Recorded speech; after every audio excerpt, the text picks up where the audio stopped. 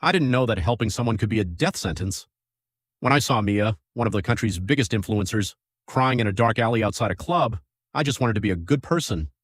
I didn't know that 10 seconds later she would pull out her phone, start a live stream, and accuse me of assault in front of millions of people. My life ended 2 weeks later. But then, time turned back. That accusation destroyed me in an hour. Mia had 5 million obsessed fans. Before I even made it home, my name was everywhere. Monster. Predator. Cancel him. I lost my job in a single day. My boss didn't even want to hear my side. He was just terrified of a public boycott. For the next 2 weeks, I couldn't even go out for groceries. People threw rocks through my windows. Every night I received hundreds of death threats. The police just shrugged.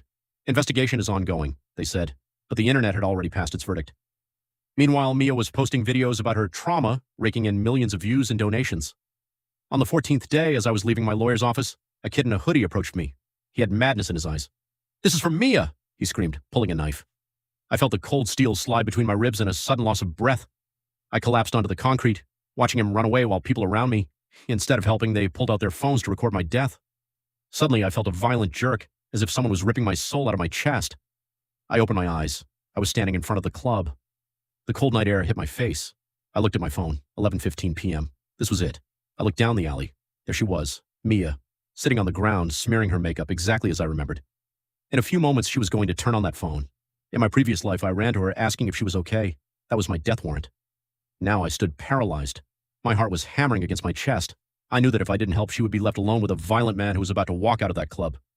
I knew she was going to be robbed and beaten if I didn't intervene. I clenched my fists, remembering the chill of the knife and the millions of hateful comments. I looked at her one last time. She was already framing her face for her next lie. I turned on my heel and walked away. I didn't look back. The next morning, the internet wasn't burning with hate for me. It was burning with news about her, but this time, karma had no mercy. The attack was brutal. Mia didn't just lose her phone and money. Her face, her main tool for work, was permanently disfigured. She tried to return to social media, but her loyal fans, the ones who wanted to kill me for her, turned out to be the most cruel. They mocked her, called her damaged goods, and her views dropped to zero. She was left alone with massive trauma and debt. I saw her last live streams, no filters, in tears, in a deep depression, locked inside the four walls she used to mock others from. A few months later, a short news report broke. Mia had taken her own life. In her suicide note, she admitted her entire life was a lie, and the hate she had cultivated online had finally consumed her. And me? I'm sitting on my porch right now with a cup of coffee. My reputation is spotless. I have the same job, the same friends, and a peace that no one can take away.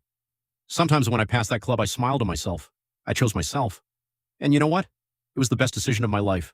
A liar's death isn't a tragedy. It's just justice I didn't have to get my hands dirty for.